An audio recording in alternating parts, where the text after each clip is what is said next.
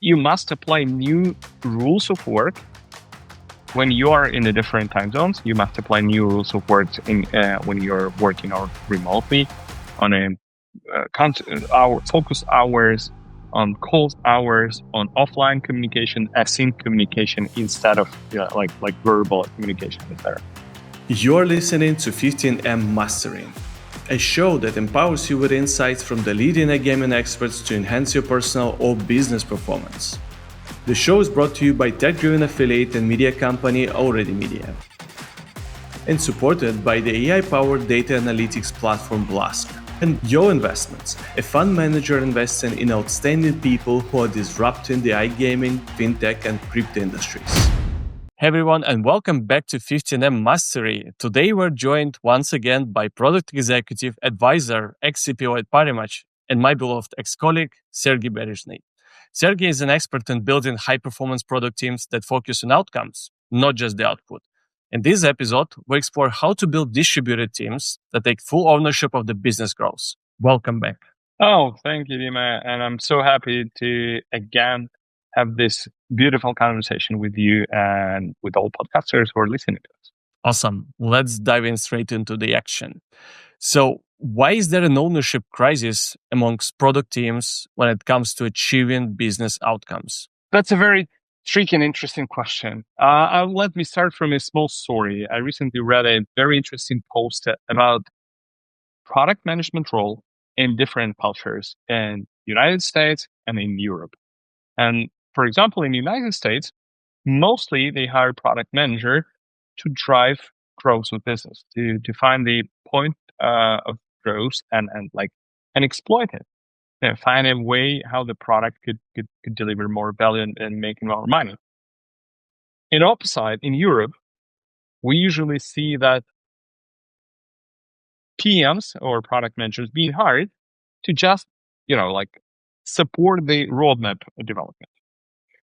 So a lot of things are predefined, a lot of things are committed, and you are very you should do a lot of extra activities to change it and do it.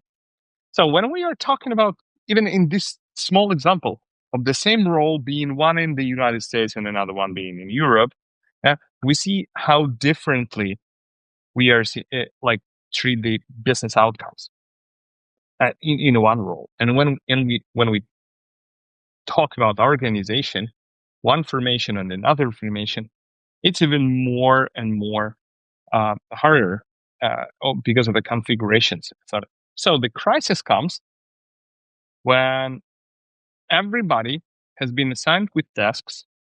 All tasks are done, but results are not achieved.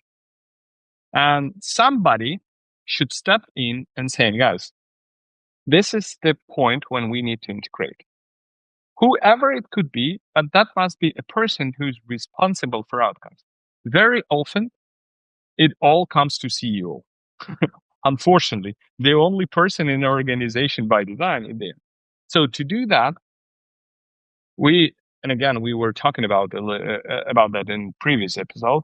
We are talking about people. We are talking about changes of responsibilities and assigning problems, now the tasks, and assigning results or expecting results rather than expecting the deliverables.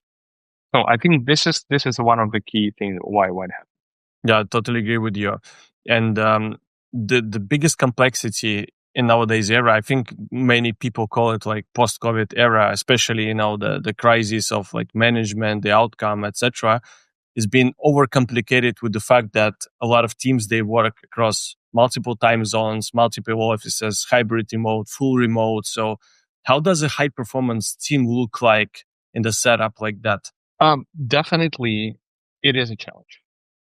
And it is a challenge in terms of you must apply new rules of work when you are in the different time zones. You must apply new rules of work when you're working or remotely on focus hours, on calls hours, on offline communication, async communication instead of like verbal communication, etc. But you know what? As a product manager, I'm concerned of. We are losing a touch of our clients. So whenever I do a product for United States, yeah, so I don't feel that vibe that our users experience. For example, in WellTech, wellness and fitness company, before starting a new product, I probably interviewed 100 people from the United States. So learning all of these things, and I think this is a benefit of post-COVID era. A lady of 75 years old that I was interviewing for a wellness and fitness product for elderly people, yeah, she was very easy to go over the Zoom communication with me, which never happened before. And I think there are completely there are zones that are being completely lost when we became online 100%. But there is more opportunity, and I'll be focusing on that. It's like whining about the rain. Rain is already happened, and you can do nothing about it. Just accept it. Take your umbrella, whatever you have, and go with that.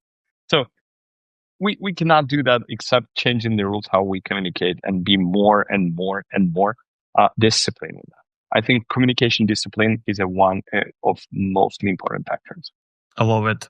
So I think there is a very important piece here we haven't touched last time. So I want to really kind of dig deeper is the KPIs, because the last time we've spoken a lot about the outputs, and it feels like to make a team and the leaders focusing on the real results, you need to come up with a set of right KPIs. So how can team leaders set these KPIs to be responsible for the real results, not the outcomes? Okay, I must again use my favorite analogy from weight loss and fitness, etc. Because I've been in that industry recently for 2.5 years, and there are so many insights how people behave. And I think it was a small MBA on people psychology and behavior, etc. So what kind of people? If I ask you, so there are people coming for weight loss apps with different goals, like lose some weight, get more toned, etc., etc. Who out of them, who would stay for longer? Like what goal or what kind of setting is perfect for longer retention? And we found out surprisingly interesting part. The most successful core users are those users who came with the goal to do certain number of exercises per week. So we are not talking about like minus 15 kilos in 2 weeks or 2 months whatsoever. We're not talking about other things, change my life, etc., etc. So the only driver, consistency driver that we see. So rain or shine, you show up for your training and you do it. So when we are talking about KPI, there is very interesting trick that we are following.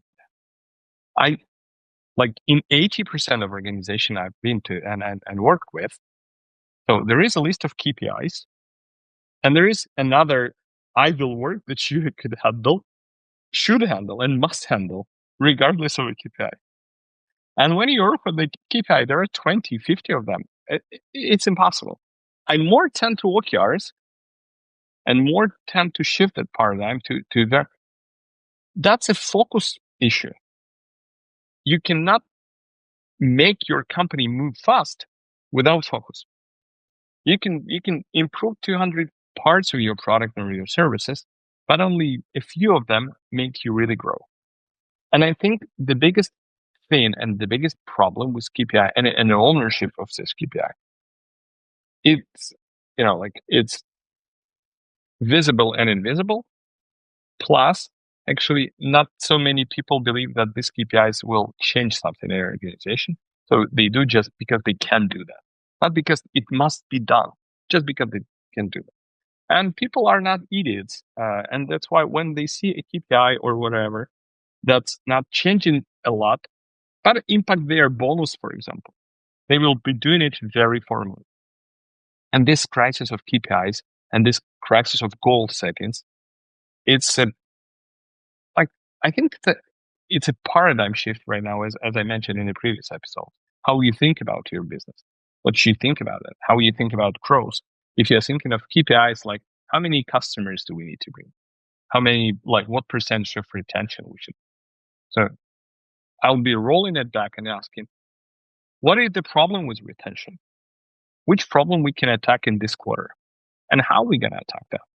And I think that would, engage and empower team a lot rather than just giving them tasks. Sorry for being a little bit longer than you probably expected. That was a great answer, to be honest. And I think it leads me to the next question, because it's strongly tied to the KPIs. And I really like the fact that you said you got KPIs and then you got a list of things which are just being pushed and delayed nonstop. I just immediately think of my list as well. So, so how can teams actually cultivate a culture of testing and growth, make it an integral part of their everyday work?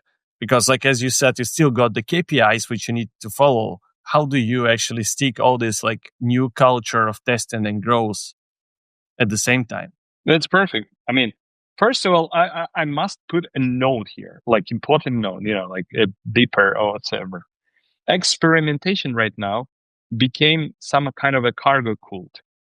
When everybody wants to do experimentation, everything must be experimented, everything must be verified with data, because we are data-driven company. Yet another buzzword that, like, and I think this is a safe harbor for people who are not very accepting the risk.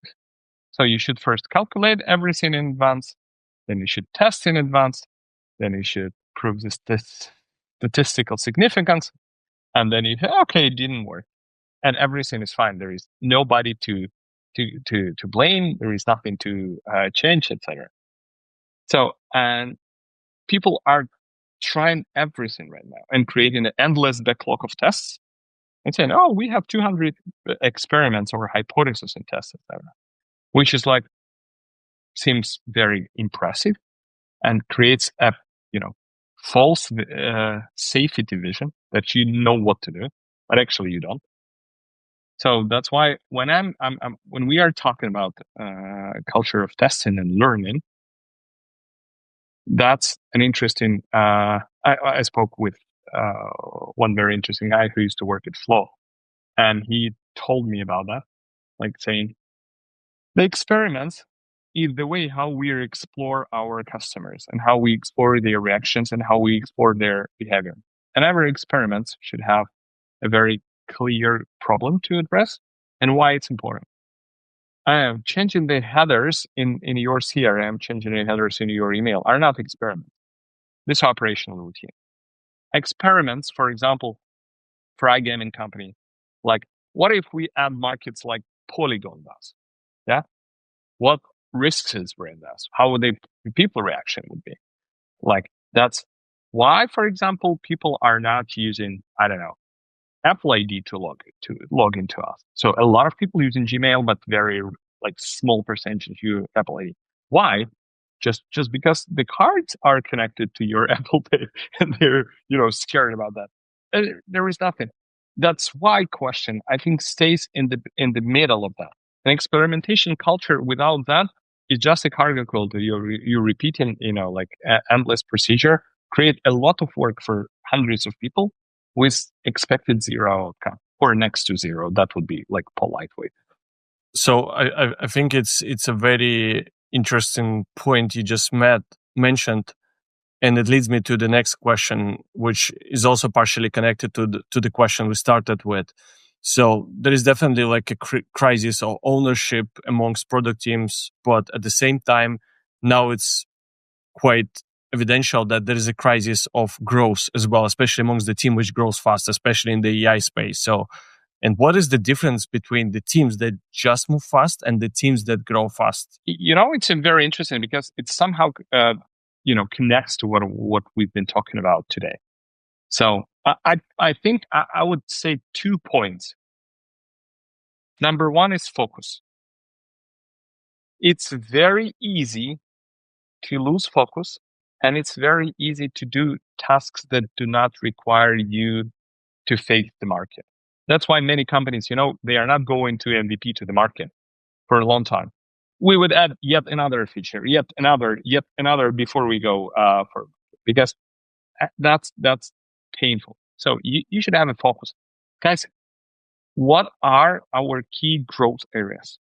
Everything else is secondary. Everything else doesn't actually could be ignored at all, like in a startup. So can you redistribute biggest amount of your organization, focus on there?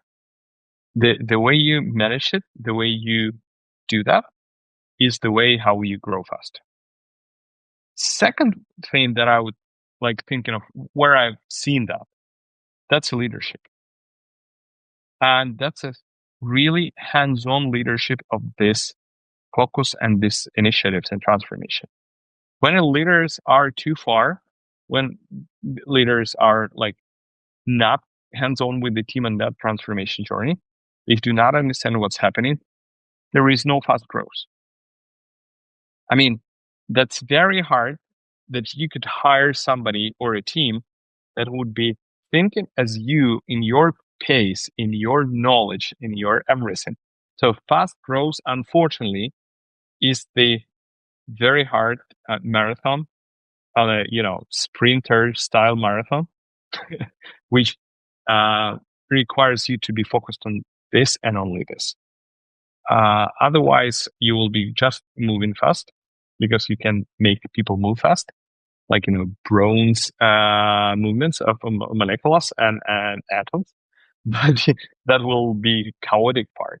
So there is no focus, no leadership, and leadership managing this focus, you have nothing. Thanks, Serhiy.